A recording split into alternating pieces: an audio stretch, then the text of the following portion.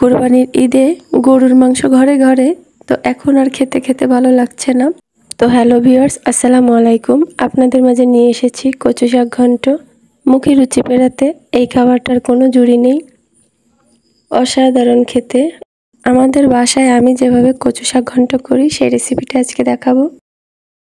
তো চলুন দেখে নিই রান্নার পদ্ধতি। পানি গরম করে দিয়ে নেব কাঁচামরিচ, রসুন কুচি এবং পেঁয়াজ। তো এগুলো দিয়ে এখন এর মধ্যে দিতে হবে লবণ। তো পরিমাণ মতো লবণ দিয়ে নেব আমি। মনে রাখতে হবে যে কচু শাকে কিন্তু লবণের পরিমাণটা কম হবে। তো লবণ এবং হলুদ আমি দিয়েছি 1 চা চামচ করে। তো ভালোভাবে বলক আসলে তারপর কচুগুলো দিতে হবে।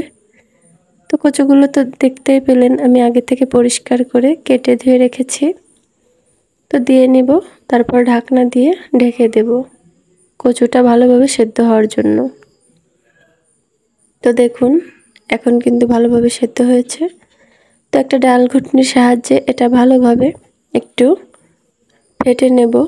তো দেখুন এই অবস্থা হয়েছে। পানিটা শুকিয়ে নেব, কোনো ভেতরে দানা দানা দলা না থাকে সম্পূর্ণভাবে মিশিয়ে নিতে হবে বেশ কিছুক্ষণ ধরে, এবং নাড়তে হবে নিচে লেগে না যায়। তো পানি রাখলে হবে না, কিন্তু পানিটা একটু শুকাতে হবে। তো এক্ষেত্রে কিন্তু অনবরত একটু নাড়তে হবে। এই কচুটা কিন্তু এতটা টেস্টি। তো এখন তেল গরম করে দিয়ে নেব কিছু জিরা এবং তেজপাতা। তার মধ্যে দিয়ে নিয়েছি রসুন কুচি এবং কিছুটা পেঁয়াজ কুচি। তো এটাকে আমরা তেলে দেয়া বলি, কেউ বাগার দেয়া বলে, যে যেটা বলেন। তো এখন ভাজা হয়ে গিয়েছে, দিয়ে নিলাম সেই কচু ঘন্ট। এখন দিয়ে ভালোভাবে ভেজে নিতে হবে, একদম শুকনো শুকনো করে নেব। তো এটাতে একটু তেলের পরিমাণটা বেশি হলে ভালো লাগে, আর এমনিতেও আমরা একটু তেল পরিমাণে একটু বেশি খাওয়া হয়। তো আপনারা এর থেকে একটু কম তেল দিয়ে নেবেন। তো এখন আমি একদমই শুকনো শুকনো করে নেব। এই যে মোটা কচুগুলো, এই জাতের কচুগুলো খেতে এতটা টেস্টি। তো এটা থাকলে অনায়াসে কিন্তু আপনার 1 প্লেট ভাত খাওয়া হয়ে যাবে। তো খুবই সুন্দর, খুবই সুস্বাদু এটা খেতে।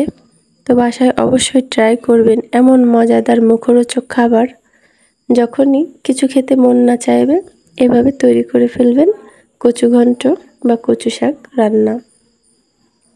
তো এখন এটা বেশ কিছুক্ষণ ধরে একটু শুকনা শুকনা করে তারপর চুলা থেকে নামাতে হবে।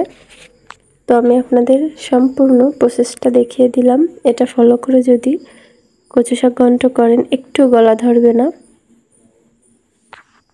চুলা থেকে নামানোর পর দেখুন মাশাআল্লাহ কতটা সুন্দর হয়েছে, আর খেতে যে এতটা টেস্টি হয়েছিল। তো এ ধরনের কচু বাসায় এভাবে ট্রাই করবেন। ধন্যবাদ সবাইকে।